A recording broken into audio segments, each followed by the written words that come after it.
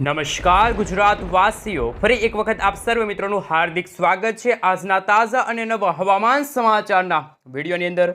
બિસ્તરા પોટલા બાંધીને ગુજરાત વાસીઓ થઈ જાજો તૈયાર। સાતમ આઠમના તહેવાર દરમિયાન ગુજરાતમાં જાણે મેઘરાજા કોપાયમાન થવાના હોય તેવા દ્રશ્યો સામે આવી રહ્યા છે। જ્યાં દર્શક મિત્રો તમે જોઈ શકો છો એ રીતે અત્યારે ગુજરાતમાં રીતસરનું આભ ફાટશે, આકાશ પાતાળ એક થશે। ખાસ મિત્રો સાતમ આઠમના તહેવાર દરમિયાન ગુજરાતમાં વીજળીના ચમકારાની સાથે ધોધમાર વરસાદ પડવાને લઈને ગુજરાતના જાણીતા એવા હવામાન નિષ્ણાંત એવા અંબાલાલ પટેલ સાથે પરેશભાઈ ગોસ્વામીએ પોતાની આગાહી વ્યક્ત કરી છે। આ સાથે હવામાન વિભાગ દ્વારા પણ મિત્રો અત્યારે ગુજરાતમાં ફરી એકવાર ધોધમાર વરસાદ પડવાને લઈને સાથે સાથે સામાન્ય વરસાદની સાથે ગુજરાતમાં વાવાઝોડું પણ ત્રાટકવાનું છે એમને લઈને પણ અત્યારે લેટેસ્ટ હવામાન સમાચાર સામે આવી રહ્યા છે। કારણ કે બંગાળની ખાડીવાળી વરસાદી સિસ્ટમ અત્યારે દક્ષિણી ગુજરાતના ભાગો તરફ આગળ વધી છે।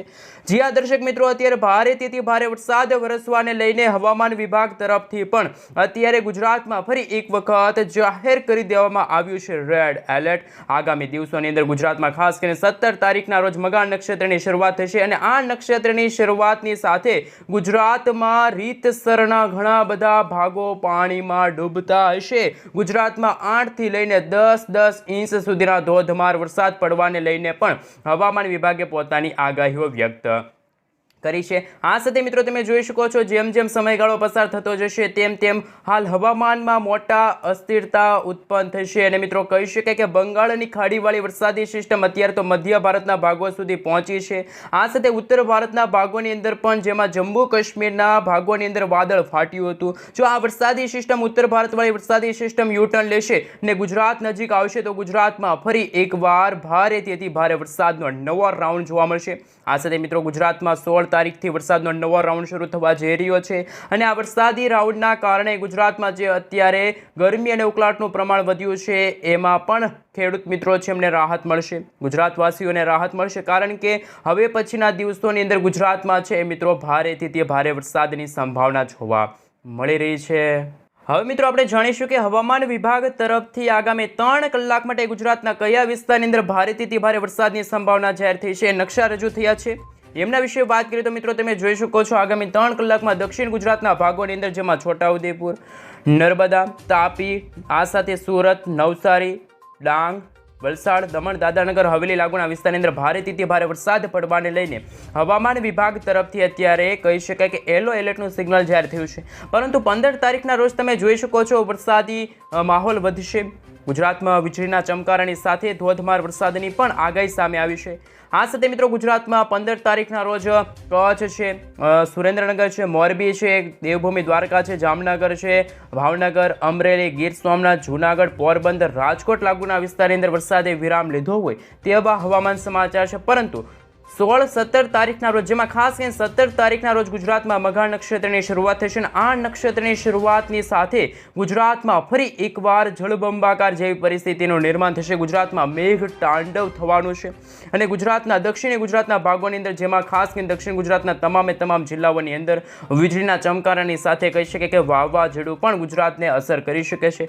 18 તારીખનો નકશો જોઈ શકો છો, 19 તારીખનો પણ તમે મિત્રો નકશો જોઈ શકો છો જેમાં 18 તારીખના રોજ સૌરાષ્ટ્રના પણ દરિયાઈ કાંઠાના ભાગોની અંદર કરંટ જોવા મળશે। દરિયાઈ કાંઠાના ભાગોની અંદર 50 થી લઈને 80 કિલોમીટર પ્રતિ કલાકની ઝડપે તોફાની પવનો ફૂંકાશે અને આગામી સાતમ આઠમના તહેવાર પછીના દિવસોની અંદર ઓગસ્ટ મહિનાના અંતિમ દિવસોમાં ગુજરાતમાં ખરેખર વાવાઝોડું ત્રાટકવાનું છે। વર્ષ 2025નું પ્રથમ વાવાઝોડું છે ગુજરાતને ધમરોળશે।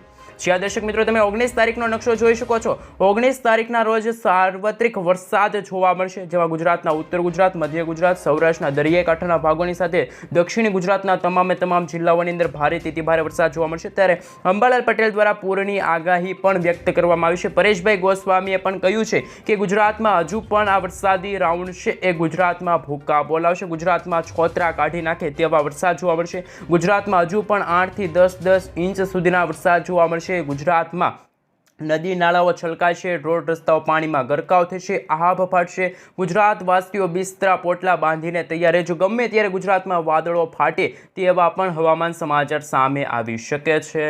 હવે મિત્રો આપણે લાંબા ગાળાની આગાહી વિશે વાત કરીએ તો જે રીતે અત્યારે તમે નકશો જોઈ શકો છો તમારા મોબાઈલ સ્ક્રીનની અંદર કે 20 તારીખના રોજ અરબ સાગરનો દરિયો પણ સક્રિય થશે. અરબ સાગરના દરિયામાંથી તોફાની પવનો ગુજરાતને અસર કરી શકે છે. ગુજરાતના દરિયાકાંઠાના ભાગોની અંદર કરંટ પણ જોવા મળી શકે છે. આ સાથે મિત્રો એક વરસાદી સિસ્ટમનો જે ભાગ છે એટલે કે આ રેડ કલરનો તમે ભાગ જોઈ શકો છો, લાલ કલરનો ભાગ, ત્યાં રેડ એલર્ટનું સિગ્નલ છે. એટલે કે મિત્રો એ વિસ્તારની અંદર 8 થી 10 ઇંચ સુધીના ધોધમાર વરસાદ પડશે. ગણતરીની કલાકોમાં છે એ મિત્રો ભારેથી તે ભારે વરસાદ જોવા મળશે. આ સાથે દ્વારકા છે, ઓખા છે, ભાટિયા લાગુના વિસ્તાર છે તમે જોઈ શકો છો. એ રીતે ભાણવડ લાગુના વિસ્તારની સાથે સાથે પોરબંદરના દરિયાકાંઠાના વિસ્તારોમાં પણ અતિશય ભારે વરસાદની સંભાવના છે. આ સાથે દક્ષિણ ગુજરાતના તમે જોઈ શકો છો વલસાડ છે.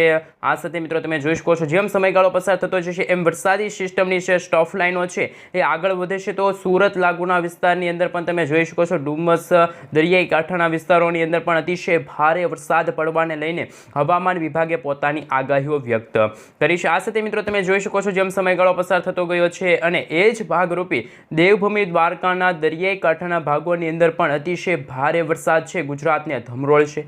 આ મિત્રો ગુજરાત નજીક અત્યારે કહી શકાય કે 2 થી 3 વરસાદી સિસ્ટમ સક્રિય છે. જે રીતે મિત્રો તમે જોઈ શકો છો એક વરસાદી સિસ્ટમ અરબ સાગરના દરિયામાંથી ગુજરાત નજીક આવી રહી છે. બીજી વરસાદી સિસ્ટમ કે જે અત્યારે મધ્ય ભારતના ભાગો સુધી પહોંચી છે અને ત્રીજી વરસાદી સિસ્ટમ કે જે અત્યારે ઉત્તર ભારતના ભાગોની અંદર અત્યારે અપર એર સાયક્લોનિક સર્ક્યુલેશનના એરિયામાં છે. જો આ 3 વરસાદી સિસ્ટમ ગુજરાત નજીક આવશે તો ગુજરાતના જુદા જુદા વિસ્તારોમાં નહીં પરંતુ ગુજરાતના 100% વિસ્તારોની અંદર રીતસરનું મેઘ તાંડવ થશે. ગુજરાતમાં જળબંબાકાર જેવી પરિસ્થિતિનું પણ નિર્માણ થઈ શકે છે. અને મિત્રો કહી શકાય કે 15 તારીખના રોજ સાતમ છે અને 16 તારીખના રોજ આઠમ છે. એટલે કે આ જન્માષ્ટમીના તહેવાર દરમિયાન ગુજરાતવાસીઓ ઘરની બહાર નીકળતા હોય, મેળામાં જવાનો વિચાર કરી રહ્યા છો તો ખાસ મિત્રો આ હવામાન સમાચારને જાણી લેજો. છત્રી, રેનકોટ છે મિત્રો કાઢીને રાખજો કારણ કે ગુજરાતમાં અણધાર્યો વરસાદ પડી શકે છે. હજુ પણ એવા અમુક વિસ્તારો છે, હજુ પણ એવા દર્શક મિત્રોની કોમેન્ટ આવી રહી છે કે જ્યાં એ વિસ્તારો છે કે જ્યાં આપણા દર્શક મિત્રો રહે છે ત્યાં હજુ વરસાદ નથી.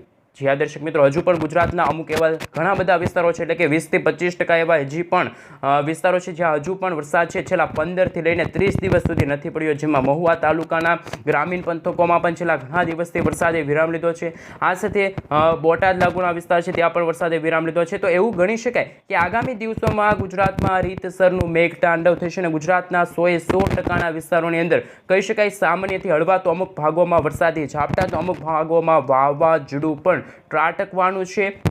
રાજસ્થાનવાળી વરસાદી સિસ્ટમ ગુજરાતને અસર કરશે, બંગાળની ખાડીવાળી વરસાદી સિસ્ટમ અસર કરશે અને અરબ સાગરનો દરિયો જ્યારે ગાંડોતુર થશે ત્યારે ગુજરાતના ઘણા બધા ભાગોમાં છે એ આ વરસાદી સિસ્ટમ ગુજરાતને ધમરોળી શકે છે. આવા મિત્રો અત્યારે બ્રેકિંગ હવામાન સમાચાર સામે આવી રહ્યા છે. હવે એ જોવાનું બાકી રહ્યું છે કે કોની આગાહી સાચી પડશે કારણ કે અંબાલાલ પટેલે તો કહ્યું છે કે આ વરસાદી સિસ્ટમ છે જન્માષ્ટમીથી લઈને નવરાત્રી સુધી ગુજરાતના ભાગોને ધમરોળશે. સાથે પરેશ ગોસ્વામીએ કહ્યું કે બંગાળની ખાડીવાળી વરસાદી સિસ્ટમ ગુજરાત નજીક પહોંચશે પરંતુ જે રીતે એ વરસાદી સિસ્ટમ બની હતી અને ધીમે ધીમે આગળ વધી એ રીતે વરસાદી સિસ્ટમની જે ઝડપ છે એમાં થોડો ઘટાડો થયો છે. વરસાદી સિસ્ટમ ગુજરાતને ધમરોળી શકે અથવા તો ન પણ ધમરોળી શકે કારણ કે અરબ સાગરના જે પવનો છે એ આ રીતે ફૂંકાઈ રહ્યા છે અને બંગાળની ખાડીવાળી વરસાદી સિસ્ટમ આ રીતે આવી છે. આ બંને વચ્ચેના જે વિસ્તારો છે ત્યાં ગુજરાતમાં ભારે વરસાદ જોવા મળશે. નહીં તો હજુ પણ ગુજરાતમાં વરસાદ છે વિરામ લઈ શકે.